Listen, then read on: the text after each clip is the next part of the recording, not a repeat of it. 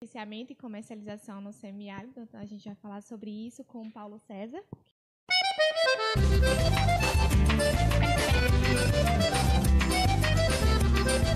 Paulo César, seja bem-vindo à nossa live. Obrigado. Então, primeira pergunta, viu, Paulo César? A convivência com o semiárido tem vários componentes, como direito à terra, acesso à água e educação contextualizada. Como o trabalho de beneficiamento se encaixa na proposta de convivência com o semiárido? Então, gente, é muito importante esse tema, né? Mas primeiro eu queria destacar o que é o semiárido, né? Antes da gente falar da convivência com o semiárido. Que a gente está situada, nós aqui, por exemplo, em Juazeiro, a gente está situada no extremo norte da Bahia, né? Se a gente for ver no mapa, a gente está no meio do semiárido brasileiro. E aí é uma região onde a questão climática ela é diferente das demais partes do Brasil. E isso requer com que as famílias que moram nessa região elas aprendam a conviver com o clima, né? E aí a gente, quando fala muito na convivência com o semiárido, a gente fala muito na questão da captação de água da chuva, da produção de feno de silo para os animais, os próprios animais apropriados ao semiárido. E aí a gente traz hoje o tema do beneficiamento, que também é uma técnica da convivência com o semiárido, né? No momento em que as famílias elas começam a pegar aquele produto que antes às vezes se perdia no seu quintal, nas roças, e começam a beneficiar esse produto no sentido de melhorar, de organizar a sua produção, para melhorar o consumo da própria família, de levar esse produto para o mercado para melhorar a sua renda. Então, essa família está também aprendendo a conviver com essa região, aprender com o clima que é o semiárido brasileiro. E aí, quando a gente fala mais sobre a questão do beneficiamento, eu quero trazer alguns exemplos aqui, né, já que a gente, nessa live, a gente traz experiências de convivência com o semiárido, principalmente nessa área do beneficiamento e comercialização. Então, vou começar falando um pouco sobre a questão do beneficiamento. Então, trazendo um pouco aqui da nossa região como base, a gente fala o beneficiamento, pensa muito o beneficiamento de frutas, né? Mas é que não é só isso, tem também beneficiamento da mandioca, tem o trabalho com processamento de mel. Então, frutas é uma delas. E aqui na nossa região, o carro-chefe tem sido o umbu. Então, o trabalho do beneficiamento aqui, ele começa muito a partir de grupos que se organizam ali, ou da própria família no quintal de casa, junto com o vizinho. Então, ele junta o grupo, ele vê que é possível trabalhar o beneficiamento desses produtos. Em cima disso, ele percebe que consegue agregar um valor, e em cima disso ele também consegue ver que é possível vender, melhorar a sua renda, enfim. E aí a gente tem o grande exemplo aqui da região, e que em todo o Brasil é uma grande referência também, que é a Coppercook, né? No grande carro-chefe aqui no beneficiamento do umbu. Mas aqui em Juazeiro também a gente tem, no interior, alguns grupos que também trabalham o beneficiamento do umbu, e a gente tem também outros grupos aqui na região que trabalham o beneficiamento do licuri, processamento do peixe, o processamento do mel. A gente tem também grupos que trabalham o beneficiamento de ovos. Então, são vários meios que não só beneficiam, mas também processamento, que nada mais é do que a organização daquela produção, no sentido de gerar ocupação e renda para as famílias. E tu estava falando e eu estava lembrando de algumas coisas, né? Que, né, fazendo essa junção do beneficiamento com a convivência com o semiárido, a gente entra nisso, porque o umbu é algo típico do semiárido, que é uma planta e uma fruta adaptada que vai ter disponível em determinada época do ano ali, a gente vai ter umbu. Então, se a gente faz esse beneficiamento de uma fruta que já é nativa, que a gente sabe como criar ou como plantar, já facilita e melhora também as nossas condições do que a gente começar no meio do semiárido, querer irrigar dentro da nossa roça, ali dentro da nossa propriedade, querer irrigar a goiaba, a manga, a uva, por exemplo. Exatamente. E aí a gente traz ainda, falando sobre o umbu, que a gente traz exemplo, porque é o carro-chefe aqui da região. Eu estava conversando essa semana sobre a questão da produtividade, como é que tem sido.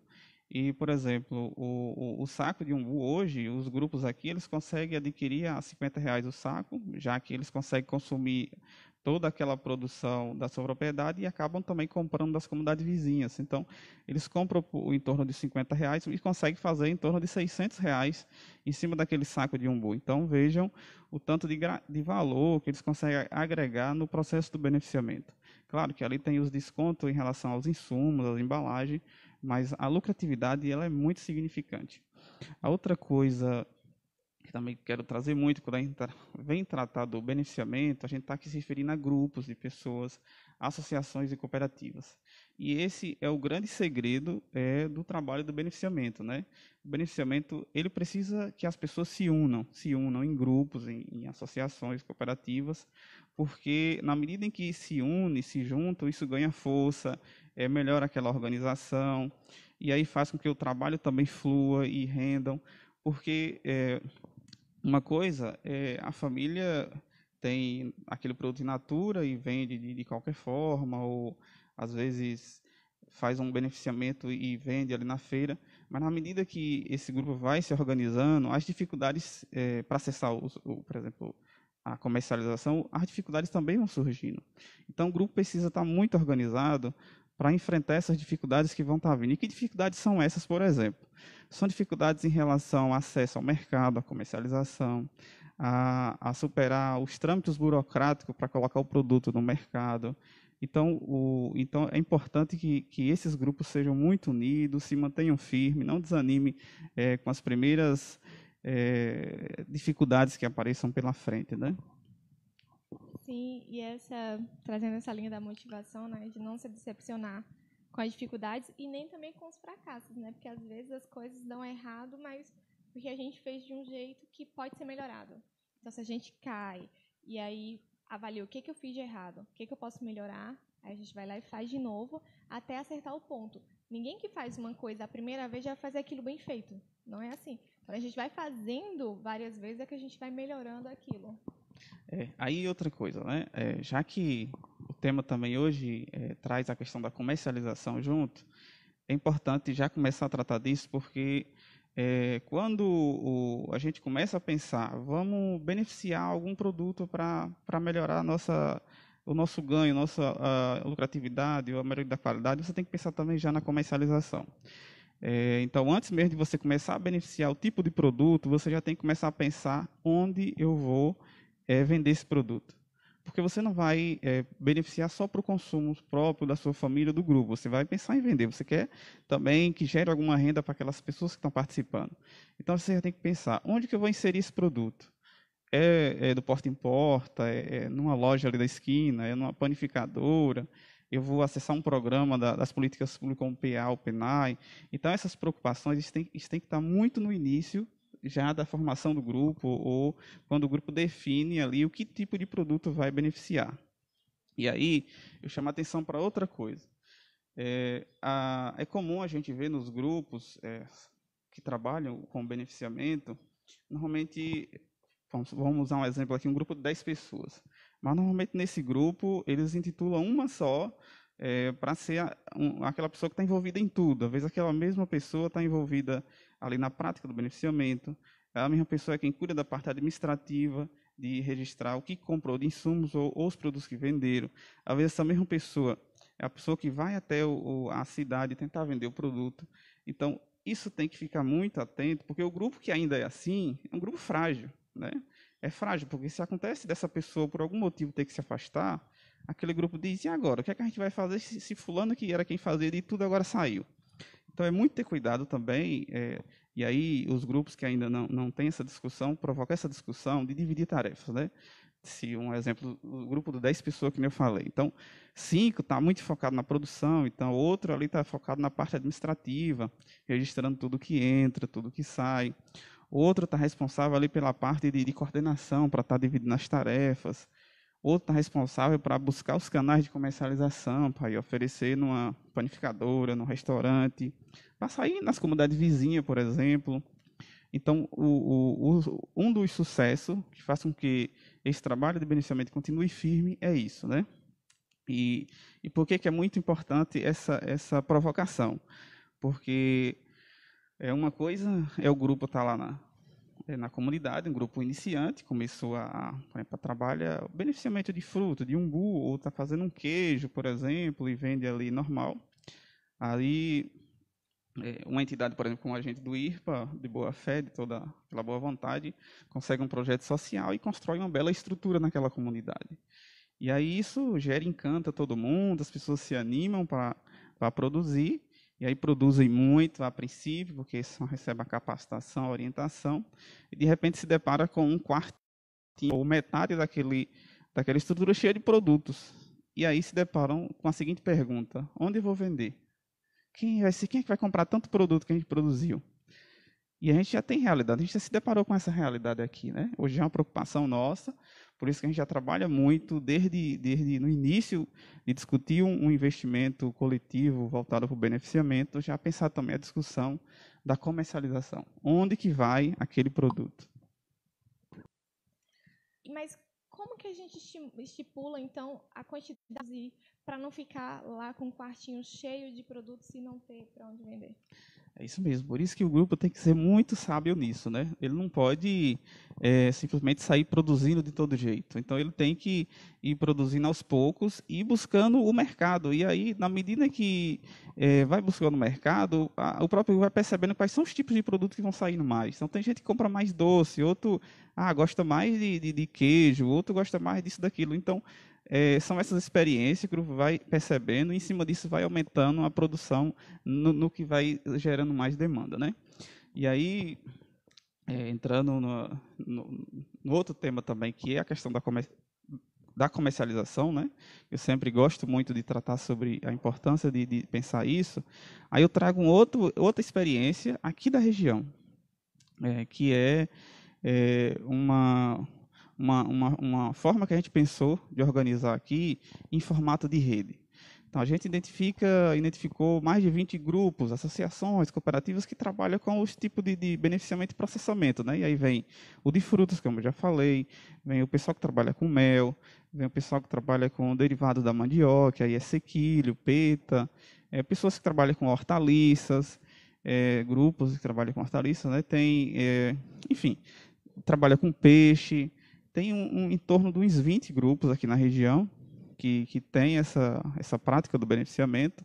Então, preocupados com essa questão da comercialização, a gente provocou essa discussão já há algum tempo atrás, que é a discussão em rede, que esses grupos se unam no formato de rede para facilitar, buscar os canais de comercialização, conseguir projetos sociais que financiem ou que comprem esses produtos. E aí o grande exemplo disso, a grande experiência que a gente provocou, discutiu e conseguiu formalizar aqui é a Central da Caatinga. A Central da Caatinga é uma central de cooperativas que a gente conseguiu provocar essa discussão junto aos grupos e formalizou. Então, ela representa esses grupos, e aí representa no sentido de buscar meios para vender esses produtos desses grupos.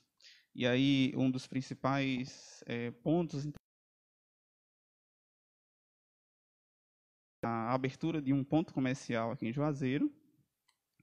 A ideia é que esse ponto comercial abranja produtos de quem está em Uauá, de quem está em Centro-Sé, aqui da região, né? De quem está aqui em Juazeiro. E aí também já começou a acolher produtos de outras cooperativas, de outras associações fora aqui do território, porque na medida em que a gente discute um ponto comercial, a gente tem que ter produtos, né? E quanto mais produtos variados, isso faz com que melhore ainda mais a venda de todos aqueles produtos da loja. Porque, de repente, alguém vai na loja atrás de um café orgânico, por exemplo, ou de uma cartela de ovos, por exemplo, e quando chega lá, vê um doce de umbu, vê um outro produto do mel, e aí já leva também. Então, essa discussão. E aí, ainda disso, o fato da discussão do trabalho em rede, de pensar numa formalização de uma rede para melhorar essa comercialização, é a questão do acesso às políticas públicas. Tem exemplo aqui, por exemplo, essa rede criada, ela já consegue acessar projetos do PENAI, e aí vai vender os produtos exatamente dessas pessoas, desses grupos que fazem parte da rede. Então, é sempre bom trazer esses exemplos e dificuldades e esses passos que precisam ser percorridos e a preocupação que tem que estar na cabeça de cada grupo, de cada família que pensa ou que trabalha com esse trabalho, a questão do beneficiamento. Sim, mas a ideia da rede realmente é bem interessante. E ela ajuda a comercializar os produtos e a difundir também o trabalho dessas famílias. Maturada no grupo e pensado qual público você quer atingir, Então, em cima disso, você planeja aí a sua produção e aí a chance de dar certo é bem maior. E também tem esse negócio, né? Que, tipo assim, o fato de eu vender só para um lugar não quer dizer que eu não possa vender para outros. Desde que eu tenha condições de produzir, eu posso vender para panificadora, eu posso vender para o mercadinho, posso vender também na minha comunidade ou numa feira. Depende da minha capacidade. Eu tenho um certo receio, Paulo César, porque eu sempre digo o seguinte: a gente não coloca todos os ovos na mesma cesta. Porque se a gente cai, a gente quebra tudo. E, para mim, diversificação de mercado e de fonte de renda, elas são extremamente importantes para a gente ter uma vida financeira saudável, para você ter condições de se alimentar, de pagar por um remédio, de conseguir comprar alguma coisa para você e para sua família. Exatamente. Paulo fala o seguinte: boa tarde, povo do semiárido. Paulo César. Observando o modo de produção de doces e geleias, entre outros derivados do umbu e maracujá, leva muito açúcar. Pensando nisso, né? Já tem uma discussão para essa redução, e aí eu já, entrando nessa questão da redução, eu já entro em outra coisa, né? Porque a própria Organização Mundial de Saúde, ela estabelece metas para a redução do consumo de açúcar pela população. Isso já é uma meta mundial. E aí, dentro desses produtos que a gente faz nas comunidades, dentro da agricultura familiar, essa redução, ela já está sendo discutida, já está sendo proposta ou não? Então, veja só. Ele fala especificamente do umbu, né? Quem já comeu, já degustou o produto derivado do umbu sabe que ele é ácido, ele é azedo. E ele requer uma certa quantidade de açúcar para poder ficar naquele ponto ideal para as pessoas consumir. E, de forma geral, o brasileiro ele gosta de comer doce, ele gosta do doce. Esses produtos eles foram produzidos de forma geral para abranger essa população que gosta do produto doce. Né? É tanto que, às vezes, quando vem alguns estrangeiros para cá, eles acham muito doce, porque, ao contrário do Brasil, o estrangeiro tem país que gosta mais de pouco açúcar. Mas voltando para essa questão, então, assim, na questão do açúcar, a gente tem aqui alguns exemplos da Coopercook, que já trabalha com açúcar orgânico, já tenta reduzir essas quantidades de açúcar. A outra coisa é pensar produtos específicos, né? Além desse produto do doce comum, do umbu que já tem, pensar também outros tipos de produtos com menos açúcar. Então, já tem, sim, experiências sendo pensadas e feitas aqui na região, que né, é o caso de alguns produtos da Coopercook, né? Então, é a geração de novos produtos e não uma redução. Tem mais algum comentário? Antes. A Derbal Formoso fala o seguinte: Paulinho, deve ser teu conhecido. Qual a importância do selo da agricultura familiar para um grupo de produção? Derbal, um abraço. Derbal é como um irmão para mim, né? Nós somos da mesma comunidade em Campo Formoso, inclusive ele também acompanha lá um grupo de beneficiamento de licuri. É um grupo que eu ainda tenho muito a contribuir com esse grupo, ainda não contribuí como eu gostaria, mas esse grupo também tem tudo para dar certo, né? E eu estava acompanhando outro dia o grupo, as discussões que o grupo está atrás do selo da agricultura familiar. Veja só, o selo da agricultura familiar, ele ajuda a identificar o produto, né? Que o produto é da agricultura familiar. E de repente você está o produto ali do agricultor no mercado, junto com outros produtos ali da região, e quem chega pensa que o produto é tudo igual. Então, quando você consegue adquirir o selo da agricultura familiar, que para adquirir o selo precisa de todo um processo junto ao Estado, que assegura que o produto é de qualidade, que o produto é produzido por um agricultor familiar, e isso dá uma confiança para quem vai comprar, né? Então, aquela pessoa que vai lá comprar um produto e quer um produto agroecológico, um produto que seja produzido por agricultores familiares, no momento em que ele identifica o selo, é automático. Então, ele já sabe que é produzido por agricultores, que é um produto de confiança, saudável. Então, isso ajuda muito na identificação do produto, né? Principalmente. Tem alguma discussão de difusão de marketing ou difusão do selo da agricultura familiar? O que ele quer dizer? Por que ele é tão importante?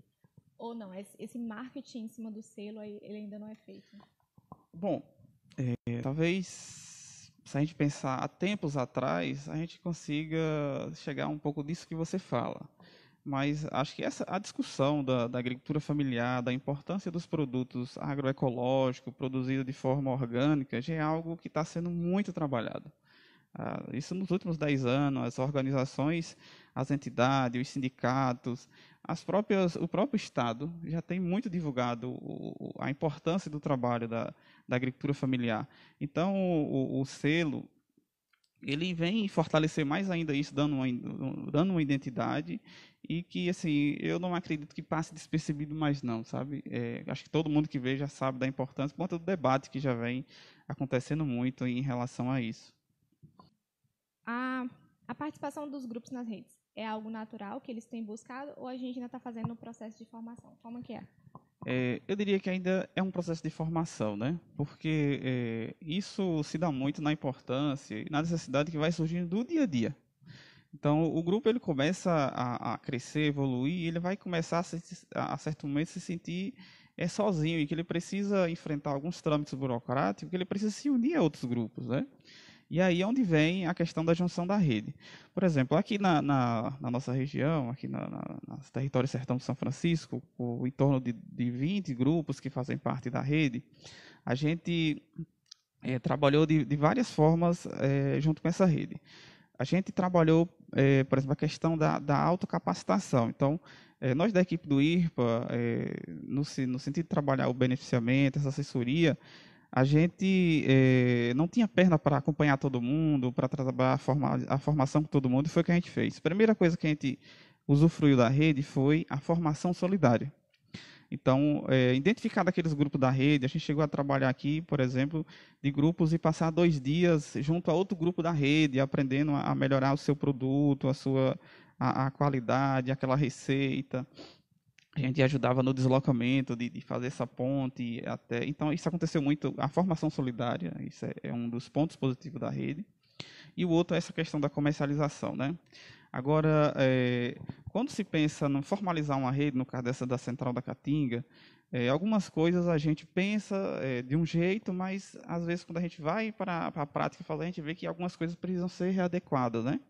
Aqui, por exemplo, para a gente formar a rede central da Caatinga, muitos daqueles grupos que tinham formato de associação precisaram mudar o formato para cooperativas, já que a central ela tem um formato comercial.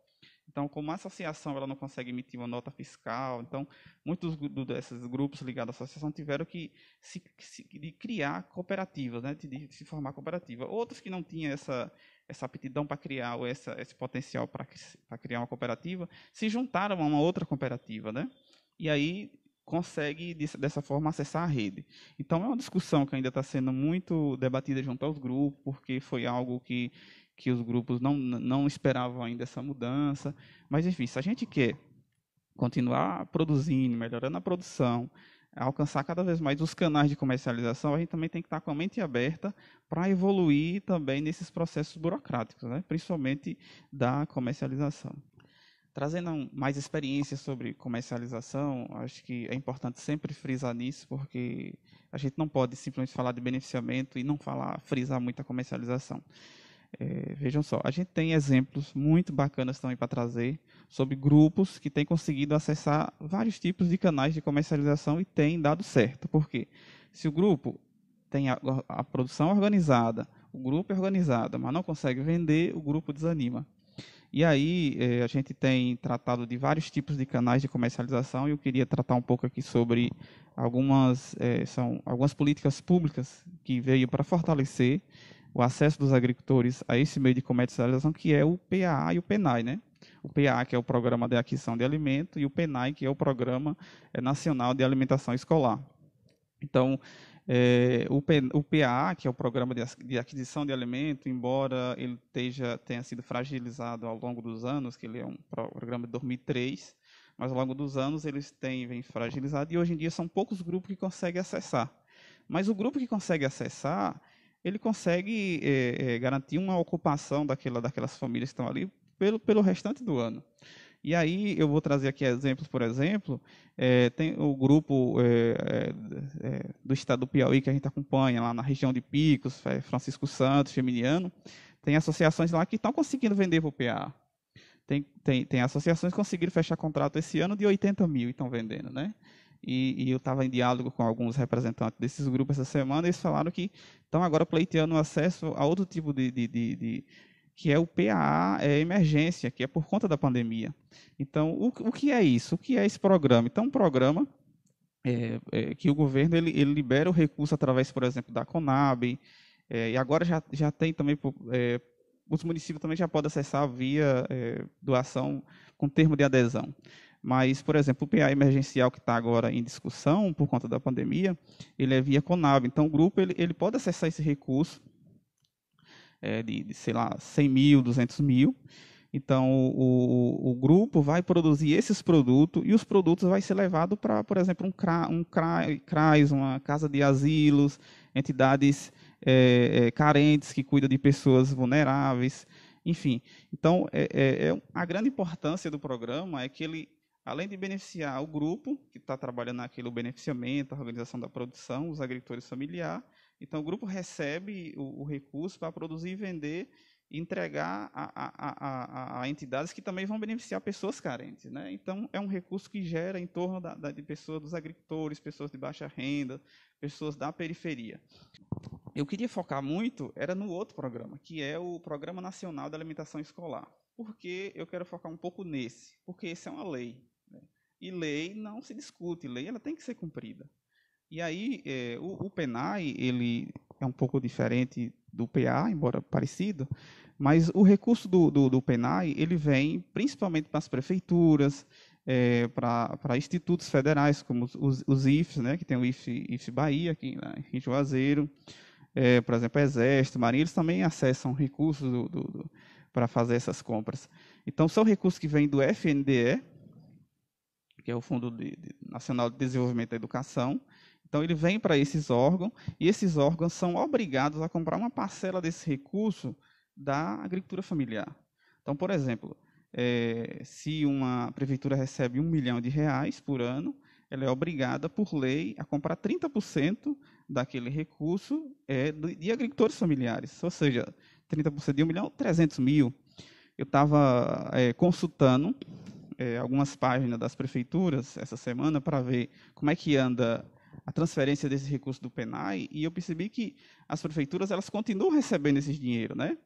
Exemplo, o Juazeiro mesmo estava olhando que até esse mês de julho tinha recebido um pouco mais de R$ 2 milhões do recurso do PENAI. Então, se você for pensar 30% disso, já dá 600 mil. Eu estava olhando outras prefeituras aqui da região, estão todas elas recebendo normal o recurso do PENAI, embora as aulas estejam suspensas, mas está recebendo, né? E aí, você que está assistindo, se você quiser consultar aí no seu município, você vai lá na internet e clica lá, FNDE Liberações. Então, você vai clicar no primeiro link e preencher lá as guias que referente ao seu município, ao seu estado, ao ano, ao município. Você coloca lá referente ao Programa Nacional de Alimentação Escolar, que é o PENAI, e você preenche e você consegue ter acesso a tudo isso. É um portal da transparência, não é escondido para ninguém. Então, percebe, e mesmo em meio à pandemia, esse recurso continua caindo nas prefeituras, continua caindo nos institutos que recebem esse dinheiro, e, como todos devem saber, e deve estar acontecendo em todos os municípios, é que, embora não esteja tendo aula, as prefeituras estão entregando cesta aos pais ou responsáveis dos alunos, né? Porque houve um decreto aí federal que autoriza isso. Então, como é que acontece? Então, os grupos precisam também se organizar, conhecer um pouco sobre o PENAI e perceber que é possível, porque está em todos os municípios, todos os municípios. Então, e o que é que se exige disso? Apenas se exige que as pessoas que fazem parte do grupo tenham a DAP, que é a Declaração de Aptidão ao PRONAF, né?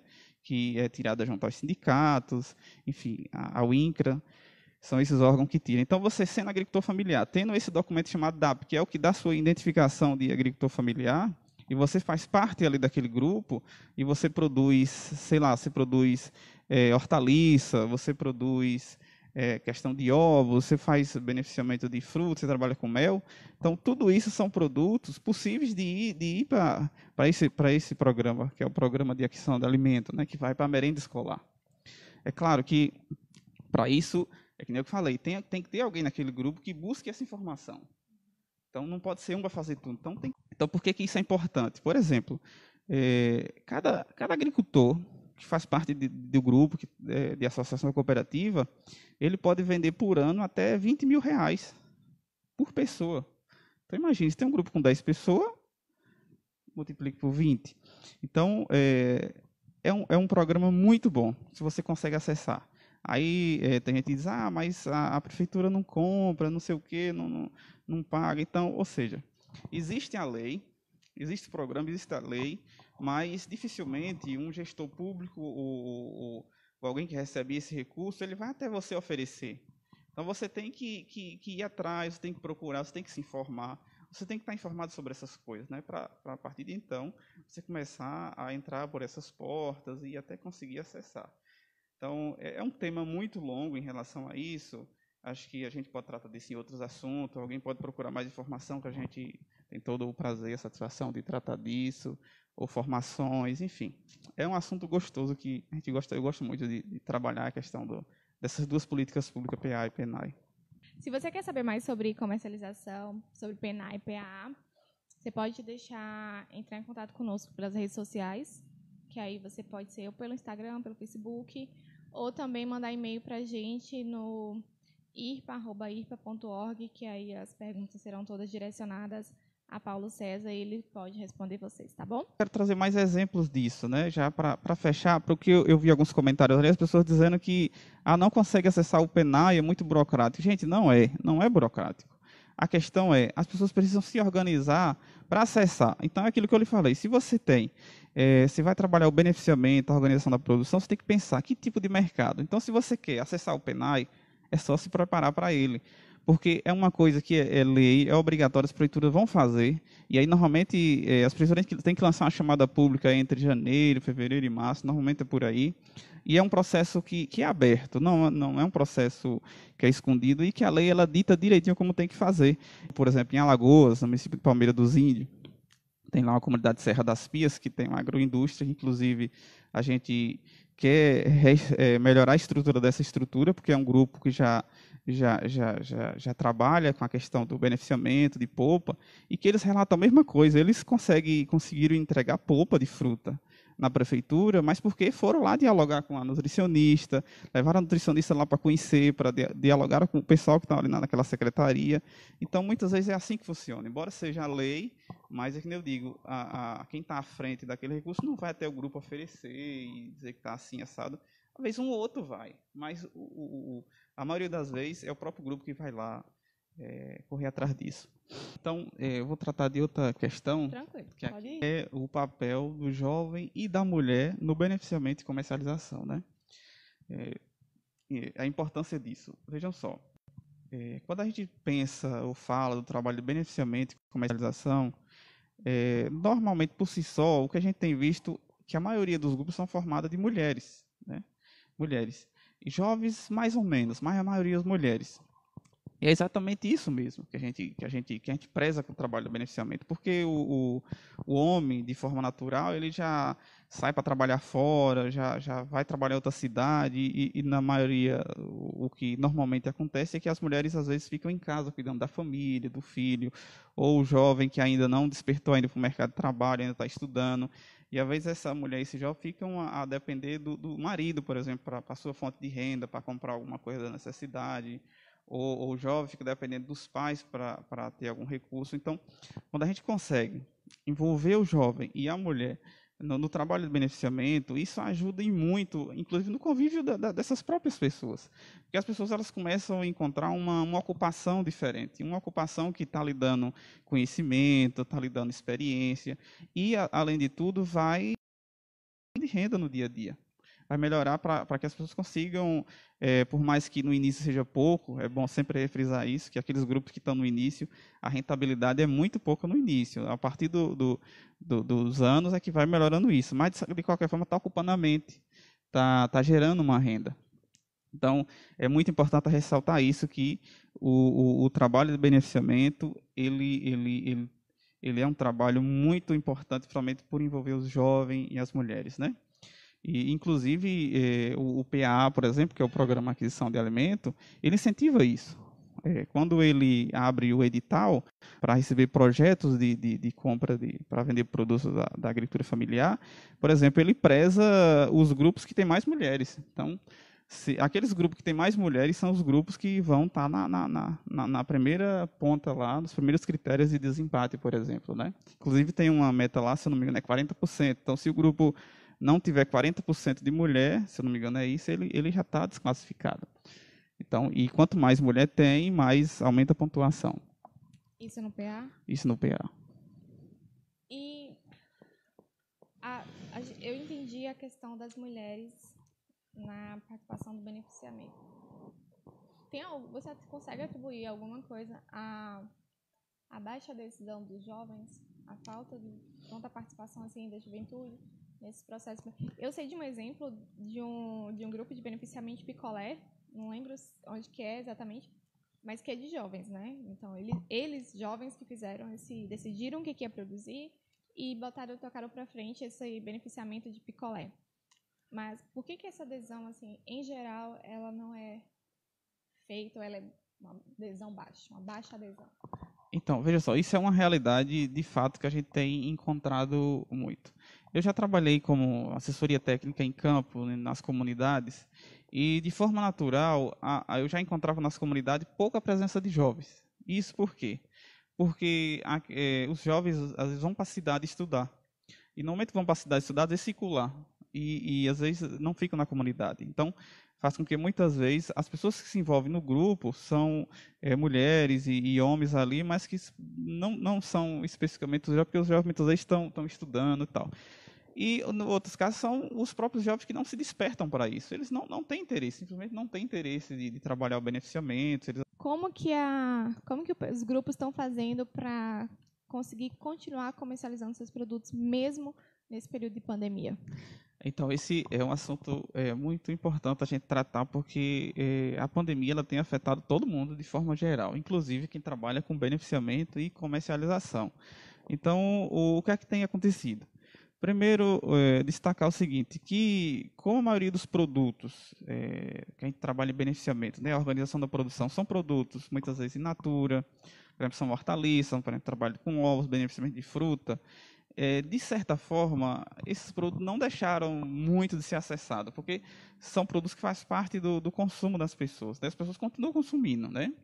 Então, talvez o que tenha mudado é a forma de como esses produtos chegam até o cliente, o consumidor final.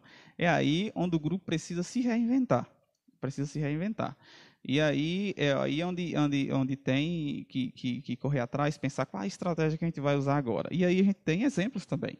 Então, por exemplo, você tem grupos que estão conseguindo acessar, por exemplo, PA emergencial, é uma saída. Mas a maioria dos grupos que estão conseguindo se sobressair sobre isso estão usando o delivery, né, que é o tradicional que está acontecendo hoje em todo o comércio de forma geral. É o trabalho de delivery, é o trabalho pela internet, é pelo WhatsApp, é pelo Instagram, é pelas redes sociais. Então, o grupo apresenta os seus produtos, e aí os clientes entram em contato e eles se juntam e fazem entrega. E aí, mais uma vez, se é um grupo unido, se estão reunidos ali em rede, se estão em formato de associação e cooperativa, isso facilita, porque gera custo. No momento que você vai se deslocar para estar entregando o produto, gera custo.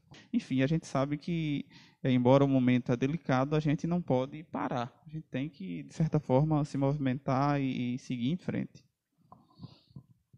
Sim, eu acho que a palavra que você usou muito bem, é se reinventar, né? Pensar em formas que você pode fazer o mesmo de uma maneira diferente. E aí, já ainda complementando, depois a gente vai ver algumas perguntas aqui. A gente tem, por exemplo, alguns produtos, inclusive, que nessa pandemia tem aumentado ainda mais a demanda, exatamente pelo fato das pessoas estarem em casa. Aqui em Juazeiro, por exemplo, a gente tem grupo aqui na Maçaroca, através da cooperativa Cofama, que eles entrei em contato com essa semana e falaram que não estão dando conta da demanda de ovos, né?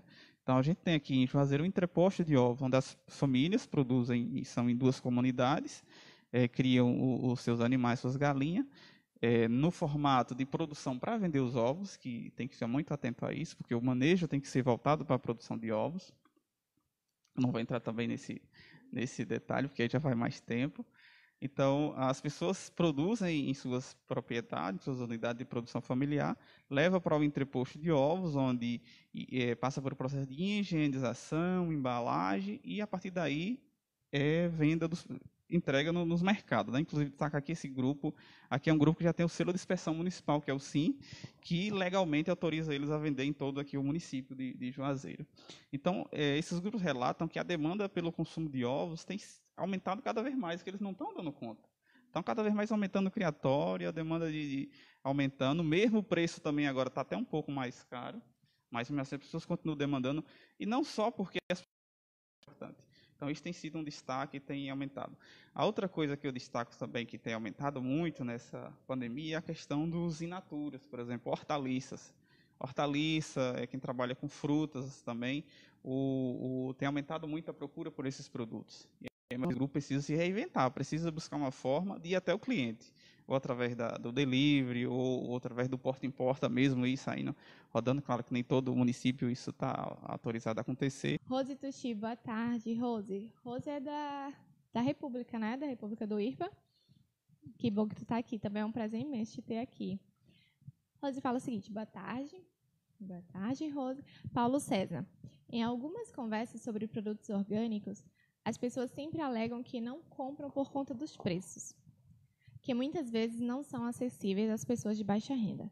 Já existe alguma discussão sobre isso?